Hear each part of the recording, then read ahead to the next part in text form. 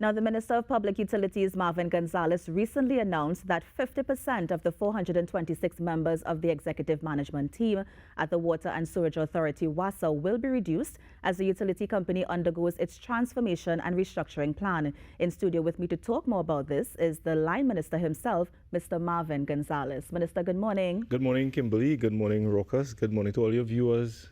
Good morning, Trinidad and Tobago. And of course, good morning to my beautiful constituency of Lupino Bonnier West. Always sending love to Lupino Bonnier West. They send me here to do the work and to represent them, so I am representing them in the best way I can. Of course. Very beautiful constituency. Thanks so much for joining us, Minister. Thank you. Before we get into the nitty-gritty, what is the context for this restructuring plan that you announced last week? Right. So the restructuring plan that was approved by the Cabinet last week, Thursday, did not come as a drop, wasn't pulled out of a hat. It did not just appear at the Ministry of Public Utilities or before the Cabinet. When the Prime Minister put together his Cabinet after winning the general elections in August 2020, he appointed a Cabinet subcommittee, and he asked me to chair that Cabinet subcommittee to look into the operations of the Water and Sewerage Authority, whether it is delivering upon its mandate, and to make recommendations to the government and to the Cabinet as to what has to be done to transform the utility company. I was given a mandate of 3 months to deliver a report, and that report was completed in 4 months. And as a matter of fact, the report is here. It's dated December 11, 2020. And after this report was submitted to the Prime Minister and the Cabinet, the Prime Minister instructed that the report be laid in the Parliament of Trinidad and Tobago so that all stakeholders, all citizens of Trinidad and Tobago can have view of the findings of the report so that they can understand the mandate and the responsibility of the government where WASA is concerned. And if you just allow me to just read some of the excerpts of the report, it says at the second paragraph in the executive summary that the subcommittee has concluded that the dysfunctions inherent in WASA are so deeply entrenched that in its current form, the organization is incapable of effectively satisfying the customer's demands and the state's mandate. Continuation of the current WASA model will therefore generate further decline and exacerbate the downward spiral in all aspects of the authority's operation. It goes on, maintaining the status quo leaves the state in the unsustainable and unacceptable position of continuing to fund to the tune of almost $2 billion annually an organization that lacks the ability to transform itself. Then it talks about the corporate performance. It said WASA has been unable to deliver on its mandate to provide a reliable supply of water and at a reasonable price to the vast majority of citizens. By internationally and regionally accepted standards of 8 staff per 1,000 connections, WASA's current ratio of 13 staff per 1,000 connections renders it grossly overstaffed. Project management is abysmally poor, evidenced by inordinate delays in execution, 51%, costly cost overruns, and unspent balances in the PSIP. WASA does not appear to have the will or the capability to transform itself. And then finally, it goes on, the organization is extremely top-heavy with a narrow span of control throughout the entire organization. WASA is overstaffed by over 2,000 employees, and the operations department maintains an interim structure. There is an absence of contemporary technology designed to improve operations while reducing cost. Both water quality and production have been trending downwards over the last 5 years. The current state of the technical capability is incapable of re-engineering the authority's plant and equipment, and WASA does not follow a preventative maintenance program. The collective bargaining process is severely unbalanced in the union's favor and leaves little or no room for management to undertake its responsibilities and have any useful level of accountability from workers. Collective agreements include traditionally non-negotiable items such as promotion appointments that normally should be the prerogative of management and constrains the organization in terms of navigating industrial operating challenges, example, certain types of leave. And the last point I want to make, senior levels of management are represented by the unions. This incestuous relationship renders bargaining in good faith a serious challenge to management. and restricts management's ability to redesign jobs, the dysfunctional organizational structure, or even introduce new innovative technology. It prevents that. In short, it is virtually impossible for management to design a fit-for-purpose organization. That is the finding of the Cabinet This Subcommittee report would have been for 2020, when 2022. Why did it take so long for this restructuring to happen if you identified all these issues? So when the report was laid in the Parliament, the government looked at the recommendations, the findings of the report, and put together another subcommittee to examine the recommendations. A lot of recommendations are contained in that report. The report was subject to the interrogation of a joint select committee. And the other subcommittee that was chaired by Minister Penelope Beckles was responsible to look at the report and to work with the Board of Commissioners of WASA to come up with a transformation plan, taking all of these findings into consideration and set the framework to transform an organization so that it can deliver upon its mandate to provide water and wastewater services to the people of Trinidad and Tobago. You would also recall, a couple months ago, the Public Services Association filed an injunction in the industrial court to prevent the government, to prevent the Ministry of Public Utilities and the Board of Commissioners of WASA to complete this transformation plan. So before the transformation plan was completed, it was the subject of court scrutiny. It was the subject of an injunction because the PSA is saying, we want to be part of you designing a transformation plan. It took a number of months for that matter to be completed, and at the end of the day, the industrial court ruled that it is the prerogative of the government, it is the prerogative of the Ministry of Public Utilities to put together a transformation plan upon which it can engage in meaningful discussions with the Public Services Association and all unions representing WASA workers to move the transformation of the Water and Sewage Authority. So it may appear to be a lengthy process, but transforming WASA can indeed be a very complex issue. It is a complex environment, a complex organization authority comprising 5,000 employees. It is dealing with a basic utility where water is concerned, and therefore the room for making errors is very, very minimal. And therefore the government took the time in putting together this 2020 report, because you cannot come up with a transformation plan if you don't understand the problems within the organization. So this is a report that lays out for the national community the problems within the organization, and then you have a transformation plan that takes into consideration these findings and recommendations to create the framework to transform the Water and Sewage Authority so that you, the people of Trinidad and Tobago, can efficiently get a reliable supply of water. And it reminds the country that transforming WASA is not going to be like switching on a light. Mm-hmm.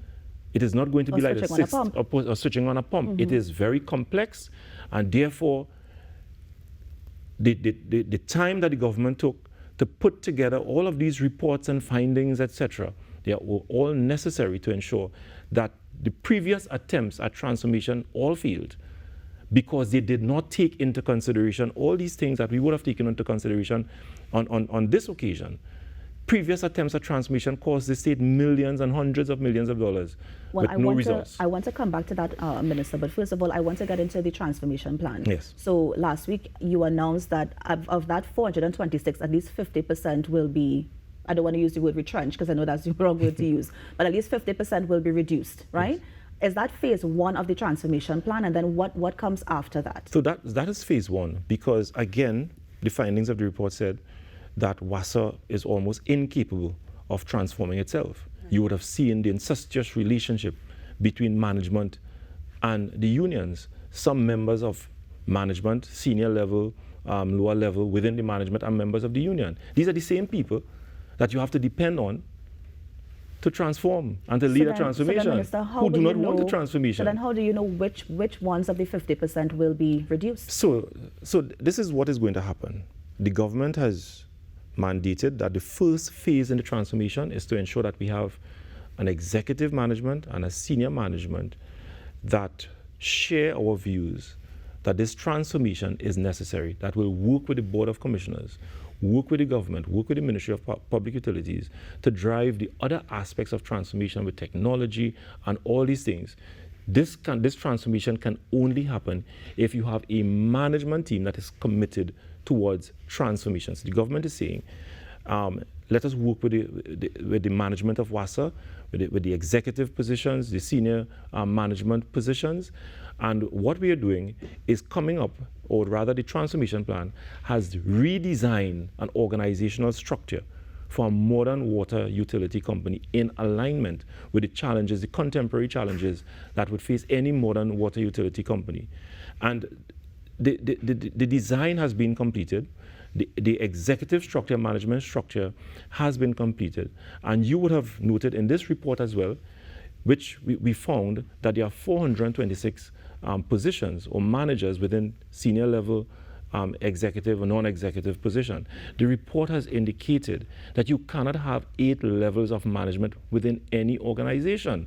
And the report has indicated, and the plan has adopted, that you need 3 or 4 levels of management, which would render an organizational structure with not 426, but with 50% of these positions. All of these positions will be advertised, and those who comprise within the current senior executive and lower level management positions, they will be all free to apply for the new positions that will come within the new structure within the organization. As a matter of fact, any employee of WASA, once you have the requisite skills, the competence, the knowledge, the qualification, you can apply for any of the positions that will become available in the new management structure. The remaining 50% from the 426, how will they work in addition to the 5 regional managers that you would have identified? Because I think you said you wanted to divide the country into 5 regions, including Tobago. Yes. So how will those 5 regional managers add to the 50% already left there? Right. So the 5 regional managers will comprise of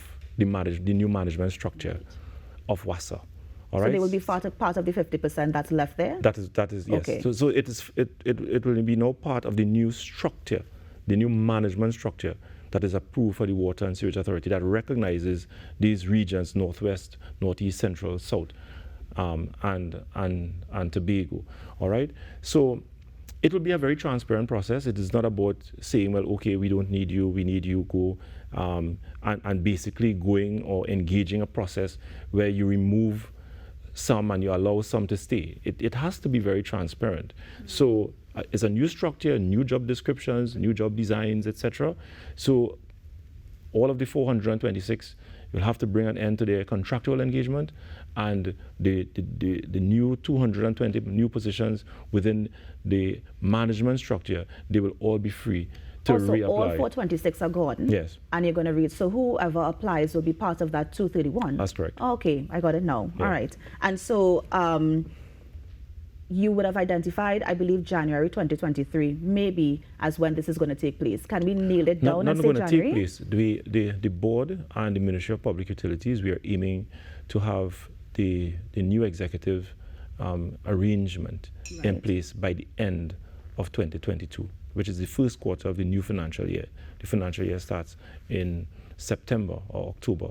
So we are aiming, because this is critical, yes, and we cannot wait until the end of 2023 to have a new executive management.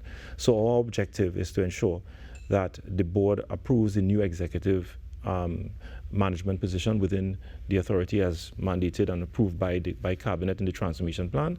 And we're expecting to have these new positions filled by December 2022. Now, Minister, the first phase, of course, is the executive management. What is to happen to that, to those 5,000 plus workforce, so those 5,000 plus employees? So the 5,000 employees, they comprise of the 426. Right.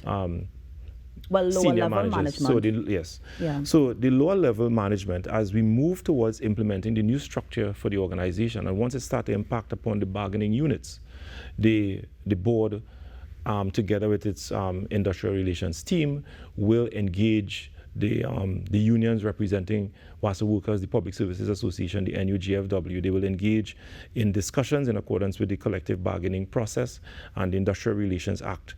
And where there is or might be surplus labor within the organization, the board and the unions will determine whether a voluntary separation of employment will be the most viable and accepted form of reducing surplus staff within the organization, or rather we can trigger the Retrenchment and Severance Benefits Act Minister, in separating some of these employees. Of course, have negotiations already begun with the majority trade unions? Not as yet. Not in accordance with the collective bargaining process, because you're dealing with the executive management first, and that, at that level, the unions are not represented. So the board is not mandated to negotiate or enter into any discussions with the union with respect to the restructuring of the management of the Water and Sewage Authority. And that's the reason why we decided to start from there, because we have always accepted that WASA has some serious chronic management issues, and therefore we need a team of managers who share our mandate and share our vision with respect to the transformation of an organization. So the transformation of the management is no business with the unions, where it might impact union members or members of the union. The board will have the necessary consultations with the members or the union members who might be impacted within the management structure of the organization. And Minister, do you see any sort of legal fallout when negotiations begin? Do you see, let's say, the Public Service Association taking the board to court because probably they don't like what was offered when they've reached negotiations? It is possible. We would have seen that in a number of transformation exercises across the board over the last 30 years. As a matter of fact, recently we had the transformation or the restructuring of TSTT, and that matter ended up before the courts. The CW sought an injunction against TSTT because they believed that the process for retrenching workers, TSTT did not follow it. Eventually that matter was resolved, and as far as I am concerned and what I'm told, the retrenchment exercise finally became, a successful one for TSTT. So it is always possible, if you don't follow any process, you don't follow the collective bargaining arrangements, you would have breached the Industrial Relations Act, that the union can go before the court to prevent the restructuring from taking place. But we have a chairman who is very versed in industrial relations. He has practiced a lot. He continues to practice a lot in the industrial court. We are guided by industrial relations experts who have the requisite skills and competence in negotiating these very challenging, arrangements and environments. And I will encourage them to comply and to respect the collective bargaining arrangements with the union, and to always, have room go with a collective mind, a mind that is that you're willing to make certain compromises. We don't believe we have all the answers.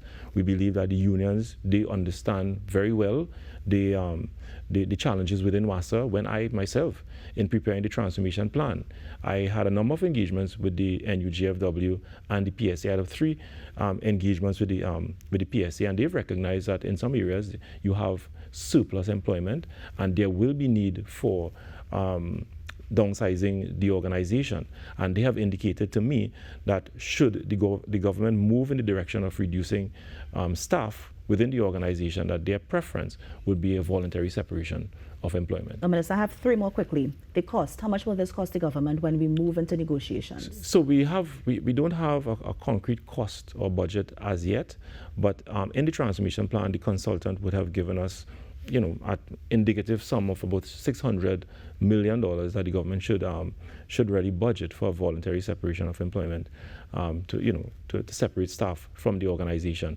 This is executive management alone, or the entire authority? The entire organization. $600 million, that's the budget that they're proposing. But of course, when the board start engaging the unions and start engaging all employees who might be impacted by the transformation, they would have a more precise cost, and I will go back to Cabinet to get the necessary funding for that. But the transformation plan is suggesting that an indicative budget of $600 million might be reasonable in the circumstances. The technology at WASA plans to implement, can you give us an update on that? Well, it's going good. Recently, we acquired about 80 data loggers, and those loggers would be placed strategically in some areas that do not have or don't get a consistent supply of water. That those data loggers will be able to transmit information real time as to whether or not you have water, the pressures within the water, whether you have any disruptions, etc. So citizens don't have to take to social media to air their grievance with respect to no water and what have you. So those 80 loggers are being deployed at this point in time, and we're expecting before the end of the year to acquire 300 more data loggers to be deployed strategically across the board. We are working with CAF and the IDB to implement further technology within the organization, because at the end of the day, you have to operate a utility company in a modern environment, and technology must play a central role in this transformation process, I can tell you that. And Minister, finally, you keep mentioning the new plan by the government, this new restructuring plan. Is the plan really to cut staff or cut workers? What is it? Because I want viewers to understand exactly what WASA is doing moving forward. So we've heard about the 50% that's leaving. We've heard about the new technologies that's coming in. But what exactly is this restructuring plan? So the plan is to ensure that WASA is a fit-for-purpose organization that can meet the needs and the concerns of customers in providing water and wastewater services, ensuring that you have an executive management that understands, the organization understands the issues affecting the people of Trinidad and Tobago, ensuring that you have skilled and competent staff throughout the entire organization, along the entire water value chain, being able to monitor your plants remotely, digitally, sending information, being able to operate certain valves from an automated perspective without relying on human beings to go and operate your valves, ensuring that technology runs the operation of the organization, making sure that your key performance indicators, your international benchmark are met, ensuring that the organization is financially sustainable, it is retaining all the rates and collecting all its rates so that it can become independent of the state, it can meet its operational expenses. So therefore, any money coming from the people of Trinidad and Tobago, it will be for development projects, capital projects to improve the water infrastructure across the country. So the main objective of this plan is to ensure that WASA becomes financially sustainable, where it can meet its own operational expenses. And any money that is coming from the state, it will be to expand the water infrastructure, to improve the water infrastructure, and of course water services across the board. Not the state funding 80%. WASA collects merely $700 million. Its operational expenses, $2-point-something billion. So that large shortfall is funded by the state, and therefore the amount of money that the state is pumping into WASA, it just goes into its daily operational expenditure, and so you don't really have enough money to go into expanding water infrastructure, new pipelines, new technology to expand the capacity of the organization. So the plan is setting the framework for the organization to become financially sustainable, so that any money that is spent by the state will go towards improving water supplies across the board. Thank you, Minister, because I know you can go on and on, because I know that revenue is a pet peeve of yours. But let me just thank you so much for coming in and sharing about the WASA, the restructuring plan, and thank you so much for giving us context, because I feel like people didn't know exactly why we needed that sort of restructuring exercise at the authority. So thank you so much. Always a pleasure. And that was the Minister of Public Utilities, Mr. Marvin Gonsalves, just sharing about the recently announced restructuring plan at the Water and Sewerage Authority. Up next, we have the Caribbean Literacy Summit 2022 that's coming up, so stay with us here on the Now Morning Show. Bacchanal and water.